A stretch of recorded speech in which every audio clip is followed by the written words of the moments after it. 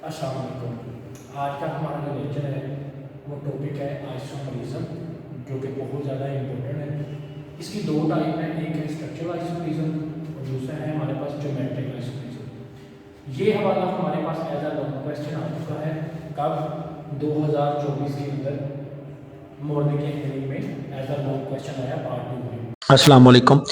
आज का जो टॉपिक है हमारा आइसोमरिज्म है। सबसे पहले काबिल गौर बात यह है कि एक टॉपिक है फंक्शनल ग्रुप और एक टॉपिक है हाइड्रोकार्बन। ये दो लेक्चर कमेंट सेशन में मैंने पेस्ट कर दिए हैं। जब तक बेटा आप इन दोनों लेक्चर को नहीं लेंगे तो आप लोगों को ये टॉपिक अच्छे से कंसेप्ट के साथ समझ नहीं आएगा। तो सबसे पहले उन दोनों लेक्चर को लेके आए, डिटेल से समझ के आए। हमारे पास टॉपिक है जी isomerism. The two or more compound having a same molecular formula but different structure formula and properties side to be isomer and phenomena is isomerism. ठीक है, मैं अगर आप लोगों को एग्जांपल दिखाऊं ये वाली, तो ये देखिए एन ब्यूटेन और आइसोब्यूटेन, दोनों में कार्बन की तादाद 4 है, दोनों में हाइड्रोजन की तादाद 10 है। ये आपको बात कहां से पता चलेगी? ये जो कमेंट सेशन में मौजूद इस वक्त मेरा लेक्चर है ना मौजूद, वो आप लेंगे तो आपको पता चलेगा ब्यूटेन और आइसोब्यूटेन क्या होता है और इसमें कार्बन की तादाद कितनी होती है। दोनों में कार्बन की तादाद 4, हाइड्रोजन 10 है। तो मतलब लेकिन दोनों के कार्बन और हाइड्रोजन तो सेम है, यानी फार्मूला तो सेम है, लेकिन स्ट्रक्चर डिफरेंट है। एक सीधा लाइन में है, एक साइड पे लगा हुआ है। तो इसको दोनों को कहते हैं आइसोमर और इस फिनोमेना को कहते हैं आइसोमरिज्म। ये तो होगी definition. The structure formula of the compound has show the arrangement the atom and bond present in it. The isomer जो होते हैं वो have a different physical property होते हैं। तो ये तो हमारी डेफिनेशन होगी आइसोमरिज्म की। बेटा अगर हम आगे चलते हैं तो आइसोमरिज्म की वो कहता है दो टाइप हैं। वो दो टाइप कौन सी हैं उनको हम देखते हैं जी। तो हमारे पास ना आगे नेक्स्ट वो कहता है कि एक इसकी टाइप है स्ट्रक्चरल आइसोमरिज्म और दूसरा है ज्योमेट्रिक आइसोमरिज्म। ये जो ज्योमेट्रिक आइसोमरिज्म है ये 2024 के अंदर एज अ लॉन्ग क्वेश्चन आ चुका है, इससे पहले भी काफी दफा आ चुका है। तो ये बड़ा इंपॉर्टेंट टॉपिक है, इसको हम इस लेक्चर के एंड पे डिटेल के साथ इंशाल्लाह डिस्कस करेंगे। पहले मैं आ जाता हूँ स्ट्रक्चरल आइसोमरिज्म, जो कि बड़ा आसान है। अब स्ट्रक्चर आइसोमरिज्म की तरफ जब हम जाते हैं तो वो कहता है the structure isomerism arises due to the different in arrangement of atom within molecule. यानी एटम के स्ट्रक्चर के अंदर जो किसी भी मॉलिक्यूल के जो स्ट्रक्चर है ना उसके एटम की अरेंजमेंट डिफरेंट हो तो उसे स्ट्रक्चरल आइसोमरिज्म कहते हैं। इसकी मजीद टाइप है, ये देखें आगे आप देखें चेन आइसोमरिज्म है। उसके अलावा आगे अगर हम जाएंगे तो पोजीशन है, फंक्शनल है, उसका मेटामरिज्म है, रोटेटोमरिज्म है। ये इसकी मजीद टाइप है। हम वापस स्ट्रक्चर आइसोमरिज्म की आते हैं। इसकी बेशुमार एग्जांपल है। मसलन मैंने सबसे पहले आइसोमरिज्म की क्या एग्जांपल दी, ब्यूटेन आइसोब्यूटेन। आप इसकी भी ये दे सकते हैं ब्यूटेन और आइसोब्यूटेन। आगे पेंटेन आइसोपेंटेन न्यू पेंटेन इसकी हो सकती है। साइड पे कुछ एक टेबल है जो बड़ा इंपॉर्टेंट है, आपने याद करना है। आपको पता है मीथेन, इथेन और प्रोपेन के जो है ना कोई आइसोमर नहीं होते। यानी आपकी टेक्स्ट बुक के अंदर भी उसने ये बात लिखी है, ये लाइन बड़ी इंपॉर्टेंट है। Alkane methane and ethane propane do not show the phenomena of isomerism because each exist in a one structure only. ये पहला शॉर्ट क्वेश्चन बनता है कि इनका क्योंकि स्ट्रक्चर ही एक होता है। भाई एक कार्बन को आप कहाँ आगे पीछे लगाओगे, इथेन को कहाँ आगे पीछे लगाओगे, इसलिए इन दोनों के आइसोमर नहीं होते। तो लिहाजा पहला मीथेन इथेन प्रोपेन के नो आइसोमर। अच्छा, उसके बाद अगर हम प्रोपेन जाए ना तो प्रोपेन को आइसो तो कर सकते हैं, यानी 3 कार्बन को आप स्ट्रेट भी लिख सकते हैं, उनको आप रिंग की फॉर्म में तो कर सकते हैं, साइक्लो मतलब पेंटेन कर सकते हैं। अच्छा, आगे है हमारे पास ब्यूटेन। तो ब्यूटेन के कार्बन होते हैं 2, ब्यूटेन आइसो ब्यूटेन। पेंटेन के 3 isomer, pentane isopentane new pentane. इस तरह हेक्सेन के 5 होते हैं, हेप्टेन के 9 होते हैं, ऑक्टेन के 9 होते हैं, नूनेन के 35 होते हैं, डिकेन के 75 होते हैं। आइसो स्केन जो है हमारे पास जिसमें कार्बन 20 होते हैं, तो उसमें इतने डिजिट्स की जो है ना 36 63 19 उसके होते हैं। उसके अलावा कार्बन 30 है, फिर कार्बन जो है ना 40 है। आपकी बुक में मौजूद है कार्बन 30 होना तो उसमें 4 बिलियन जो है ना हमारे पास तकरीबन ऑलमोस्ट आइसोमर बन सकते हैं आगे पीछे लगा के। तो अभी तक मैंने जो आपको टॉपिक पढ़ाया आइसोमरिज्म की डेफिनेशन, ठीक है, उसके अलावा स्ट्रक्चर आइसोमरिज्म की डेफिनेशन, दोनों की एग्जांपल भी बता दी। अब हम आते हैं स्ट्रक्चरल आइसोमरिज्म की टाइप की तरफ। तो ये जो पहली टाइप मैंने अभी आपके सामने निकाली है, that type is name is a position isomerism. हम इसकी तरफ जाते हैं जी। पोजीशन आइसोमरिज्म क्या है? तो ये लिखा हुआ है हमारे पास पोजीशन आइसोमरिज्म। अच्छा, इन सारी डेफिनेशन का ना जो पहला वर्ड है ना, पहली लाइन है, वो सेम है। द टाइप ऑफ आइसोमरिज्म, ठीक है, arises due to the difference in. अच्छा, ये जो लफ्ज है ना यहाँ तक, the type of isomerism arises due to difference, यहाँ तक सब के अंदर सेम है। तो इसके आगे वाला हिस्सा डिफरेंट है कि वो क्या क्या डिफरेंट है। चलो जी स्टार्ट करते हैं। द टाइप ऑफ आइसोमरिज्म, ठीक है, arises due to difference in position of same functional group on a carbon chain. ये देखो ये कार्बन की चेन है ना बेटा, ये भी कार्बन की चेन है। इसमें कार्बन कितनी है, 1 2 3। अब ये जो मैंने आपको कहा था ना कि कम्युनिटी सेशन में एक लेक्चर मौजूद है, वो आप जाके ले लो। अगर वो आपने लिया होता तो आपको पता होता कि 3 कार्बन को प्रोपेन कहते हैं। इधर भी कितनी कार्बन है, 3, तो 3 कार्बन को कहते हैं प्रोपेन। लेकिन इस कार्बन के पहले नंबर पे क्लोरीन लगा तो इसे कहते हैं 1 क्लोरो। 1 नंबर पे क्लोरीन तो 1 क्लोरो प्रोपेन। और इसमें क्लोरीन दूसरे पे लगा है तो इसको हम कहेंगे 2 क्लोरो प्रोपेन। ठीक है, तो ये दोनों हम लिखेंगे तो एक आइसोमरिज्म की एग्जांपल होगी। तो इसका मतलब क्या है, जो फंक्शनल ग्रुप क्लोरीन है ना, इसकी पोजीशन डिफरेंट है किस पे, कार्बन चेन पे। नीचे आ जाए, ब्यूटीन और 2 ब्यूटीन, 1 ब्यूटीन एंड 2 ब्यूटीन। अगर आप इन दोनों के अंदर देखें ना तो कार्बन का डबल बॉन्ड 1 पे है तो इसे कहेंगे कि है तो ये डबल बॉन्ड वाली ब्यूटीन, 4 कार्बन को कहते हैं ब्यूटीन। लेकिन 1 पे डबल बॉन्ड की वजह से 1 ब्यूटीन। लेकिन अगर 2 नंबर कार्बन पे डबल बॉन्ड है तो 2 ब्यूटीन हम इसे कहेंगे। नेक्स्ट अगला टॉपिक है जी functional group isomerism. Functional group isomerism में कहता है the compound in which isomerism arises due to क्या, देखें compound which have same molecular formula but arises due to किसमें, different functional group। इसमें फंक्शनल ग्रुप ही डिफरेंट हो जाता है, said to be exhibit functional group isomerism. देखें ये हमारे पास ना, मैंने आपको ना कहा था कि कमेंट सेशन में एक लेक्चर मौजूद है, आप वो ले ली, जिसमें फंक्शनल ग्रुप होगा कि 2 कार्बन के सेंटर में ऑक्सीजन आ जाए उसे ईथर कहते हैं। ठीक है, अब ये देखें इस इन दोनों के अंदर फार्मूला, ये देखें सी कितने हैं, 2। इन दोनों एग्जाम्पल ऊपर वाली में कार्बन की तादाद 2 है, इन दोनों एग्जाम्पल के ऊपर हाइड्रोजन की तादाद 6 है, इन दोनों में ऑक्सीजन की तादाद कितनी है, 1। लेकिन एक में CH3 है, CH3 का मतलब होता है मिथाइल, इधर भी CH3 है तो उसका मतलब भी क्या है, मिथाइल। तो 2 मिथाइल के सेंटर में ऑक्सीजन है तो 2 मिथाइल मतलब डाई मिथाइल, और सेंटर में 2 कार्बन के ऑक्सीजन हो तो उसे कहते हैं ईथर। ये जो बात मैं कह रहा हूं ना, ये आपको कमेंट सेशन में मौजूद लेक्चर से पता चलेगी कि ईथर किसे कहते हैं और 2 कार्बन में आ जाए तो, और मिथाइल किसे कहते हैं। चलिए जी नेक्स्ट। साथ ही वो कहता है कि एक तरफ हमने मिथाइल रहने दिया और एक CH2 सेंटर में करके इस ऑक्सीजन को साथ वाले हाइड्रोजन से साइड पे लग दिया। तो अब ये दोनों एक ही, ये कार्बन की तादाद 2, हाइड्रोजन 6 और ऑक्सीजन को इस तरीके से अरेंज किया गया है कि इन दोनों में कार्बन की तादाद तो 2 है, हाइड्रोजन की तादाद तो दोनों में 6 है, लेकिन ऑक्सीजन की तादाद 1 ही है। लेकिन एक बन रहा है डाई मिथाइल ईथर, लेकिन दूसरे में ये क्या चीज है, इथाइल, और साथ पे OH लगा तो इसको कहते हैं इथाइल अल्कोहल। तो फंक्शनल ग्रुप ही चेंज होगा, एक ईथर है दूसरा क्या है, अल्कोहल। तो ऐसा कंपाउंड जिसका मॉलिक्यूलर फार्मूला तो सेम हो लेकिन उसके स्ट्रक्चर डिफरेंट बन जाए, उसमें फंक्शनल ग्रुप ही चेंज हो जाए तो उसे कहते हैं फंक्शनल ग्रुप आइसोमरिज्म। अगर हम नेक्स्ट आगे चलते हैं तो अगली टाइप है मेटामरिज्म। जब मेटामरिज्म की तरफ हम जाते हैं ना तो मेटामरिज्म कहता है the isomerism arises due to the unequal distribution of the carbon atom on either side of functional group। यानी फंक्शनल ग्रुप के, यानी ये अभी हम ईथर पढ़ के आए ना, ये देखो ऑक्सीजन, 2 कार्बन के सेंटर में ऑक्सीजन हो तो ईथर। ये वाला एक साइड पे ग्रुप कौन है, ये है इथाइल, CH3CH2 इथाइल को कहते हैं। और इस साइड पे भी कौन है, CH3CH2 इथाइल। 2 दफा इथाइल है तो इसे कहेंगे डाई इथाइल ईथर। और इसको देखो, इसमें भी 2 कार्बन के सेंटर में ऑक्सीजन है तो ये भी ईथर है। लेकिन इस साइड पे कौन है, प्रोपाइल, और इस साइड पे कौन है हमारे पास, मिथाइल। तो हम कहेंगे मिथाइल एक दफा है, प्रोपाइल एक दफा है, मिथाइल प्रोपाइल, और है ये क्या, ईथर। एक में कार्बन की तादाद कितनी है हमारे पास, एक कार्बन के अंदर तादाद हमारे पास है, यानी ऑक्सीजन की तरफ 2 और दूसरी तरफ भी 2 और एक तरफ 3 है और एक तरफ 1, इन दोनों को लिखेंगे तो मेटामरिज्म की एग्जांपल होगी। मैं आपको एक ऊपर ले चलता हूं, जो मैंने आपको इससे पहले एक एग्जांपल करवाई थी, अगर आप गौर से देखें तो ये वाली एग्जांपल है जिसके अंदर मैंने आप लोगों को ब्यूटेन ये वाली करवाई थी, डबल बॉन्ड वाली जी। ये अगर आप गौर से देखें जिसमें मेरा आपसे ये वाला क्वेश्चन था, ये देखें 1 ब्यूटीन 2 ब्यूटीन, कार्बन की तादाद 1 ब्यूटीन में एक तरफ 1 कार्बन है और एक तरफ 3 है, और एक तरफ हमारे पास ब्यूटीन के अंदर 2 है, इधर भी 2 है, तो इसको भी हम मेटामरिज्म में लिख सकते हैं कि unequal distribution of the carbon atom. Next अगला क्वेश्चन देखते हैं। अगला क्वेश्चन है जिसमें कीटोन है, कार्बन डबल बॉन्ड ऑक्सीजन के दोनों तरफ R ग्रुप हो, तो एक तरफ हमारे पास ethyl ethyl di ethyl ketone, और इसमें क्या है, प्रोपाइल है और इधर मिथाइल है, तो हम कहते हैं मिथाइल एंड प्रोपाइल कीटोन।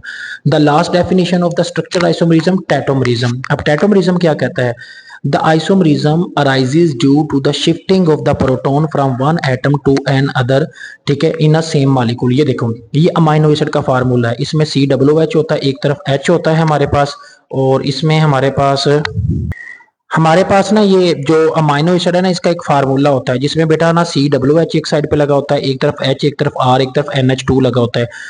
ये आपका जरूरी नहीं है कौन कहाँ पे अटैच हो, कहीं पे भी अटैच हो सकता है, यानी इसको अमाइनो एसिड है ये याद कर लें। इसमें हुआ क्या कि ये देखिए गौर से, COOH का जो H है ना, ये नीचे NH2 के पास चला जाएगा तो वो NH3 बन जाएगा। अब है तो अभी भी मालिक्यूल, यहाँ पे भी फिर मालिक्यूल है, लेकिन पूरे इस मालिक्यूल में फर्क क्या आया कि COOH वाले ने H अपना NH3 को दे दिया और ये बन गया ज्विटर आयन। ये एक ही मालिक्यूल का कहीं से एक एटम उतर के उसी मालिक्यूल की किसी दूसरी जगह पे पहुंच जाए, इसे कहते हैं टेट्रामरिज्म। ठीक है, the isomer which arises due to the shifting of the proton from one atom to another in the same molecule. अगला देखें, एल्डिहाइड है। एल्डिहाइड में ये जो पहला CH3 है ना, इसका H उतार के हमने ऊपर वाली O को दे दिया तो वो OH अल्कोहल बन गया, तो इसे कहेंगे विनाइल अल्कोहल। तो इस पूरे टॉपिक में ये देखें ना, कंपाउंड में चेंजिंग तो कोई नहीं आई, मतलब फार्मूला तो वही है, सिर्फ चेंजिंग क्या आई, एक चीज को उतार के किसी और जगह पे लगाने से उसके स्ट्रक्चर डिस्टर्ब हो गया, जिसको कहते हैं टेट्रामरिज्म। तो अभी तक मैंने आप लोगों को, हमारा नेक्स्ट टॉपिक स्टार्ट हुआ है ज्योमेट्रिक आइसोमरिज्म। ज्योमेट्रिक आइसोमरिज्म इस साल हमारे पास 2024 में लॉन्ग क्वेश्चन भी आया था, जिसका दूसरा नाम है सिस ट्रांस आइसोमरिज्म। इसमें होता यह है, compound which have same molecular formula and structure formula but different respect to the position of identical group in space is called geometric isomerism या cis trans isomerism या stereo isomerism। ज्योमेट्रिक आइसोमरिज्म की मैं पहले आपको cis trans समझाऊंगा, फिर आपको इसकी डेफिनेशन समझ आएगी। सबसे पहले तो बेटा इसके अंदर ना दो चीजें आप याद रख लें, इसमें कार्बन डबल बॉन्ड होना जरूरी है, कार्बन का डबल बॉन्ड होना जरूरी है। जैसे कि ये देखें ना, मैंने दो कार्बन लगाई, इनके सेंटर में क्या लगा दिया, डबल बॉन्ड, इधर भी कार्बन में डबल बॉन्ड लगा दिया। तो पहली कंडीशन है, यानी लॉन्ग लिखते हुए आप लिखते हैं condition to show geometric isomerism. तो पहली कंडीशन ये है, there should be a double bond between the two carbon atom at a result which position of the group became fixed due to the restricted rotation। कहता है ये दो carbon हैं जो कि रोटेट नहीं कर सकती। क्यों नहीं कर सकती, ये इस टॉपिक का एक अलग से शॉर्ट क्वेश्चन है, मैं इसी लेक्चर के अंदर आप लोगों को बताऊंगा। अब इसमें ये पहली शर्त ये है, दो कार्बन के सेंटर में डबल बॉन्ड होना चाहिए और उन दो कार्बन के सेंटर में डबल बॉन्ड होना जरूरी है जहां पे कोई भी साइडों पे ग्रुप लगे हुए हों। तो एक कंडीशन तो होगी, two group attach the same carbon atom must be different. ये देखो कोई भी ये कार्बन है डबल बॉन्ड, इसके ऊपर क्या है CH3, नीचे क्या है H, इस कार्बन क्या क्या है ऊपर CH3, नीचे क्या है H। तो इस तरह के ये वो जो कार्बन जिससे ग्रुप अटैच होते हैं उनका ऊपर और नीचे दोनों डिफरेंट होने चाहिए।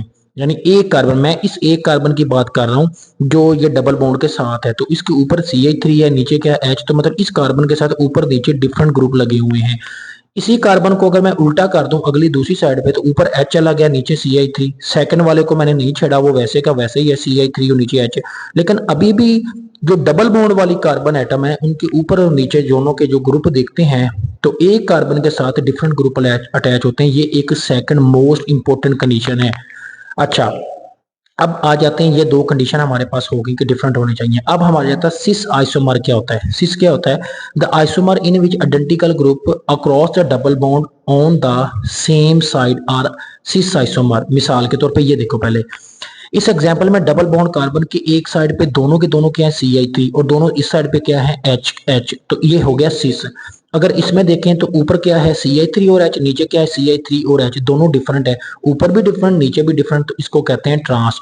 The isomer in which identical group across double bond are opposite side in the, ठीक है, कार ट्रांस आइसोमर। तो ये आपको समझ आ गया, सिस और ट्रांस ये दोनों मिलके क्या बनाते हैं, ज्योमेट्रिक आइसोमरिज्म, स्टीरियो आइसोमरिज्म, और इसे कहते हैं सिस ट्रांस आइसोमरिज्म। तो अब आपको डेफिनेशन समझ आई होगी, compound which have same molecular formula, structure formula but different due to the respect of the position of identical group in space. तो यहां तक हमारी कंडीशन और तीन डेफिनेशन होगी। अब हम आगे चलते हैं, कुछ और एग्जाम्पल देखें। ये एग्जाम्पल है 2 ब्यूटीन, यानी इसमें अगर कार्बन की तादाद देखो 1 2 3 4 है। देखो दो कार्बन एटम के ऊपर वाली दोनों साइडों पे CH3 मिथाइल मिथाइल ग्रुप लगा हुआ है और नीचे दोनों H है, तो ये सिस है। लेकिन मैंने किसी एक को चेंज कर दिया, इनको ऊपर नीचे किया, तो इन दोनों कार्बन डबल बॉन्ड के ऊपर वाले हिस्से के ऊपर कौन अटैच है, CH3 और H, और नीचे वाली पूरी साइड पे कौन है, वो भी डिफरेंट है, इसे कहेंगे ट्रांस। अब ये बात बहुत काबिल गौर है, ये जो एग्जाम्पल है ना C5H10 ये वाली, इस एग्जाम्पल को समझना बड़ा जरूरी है।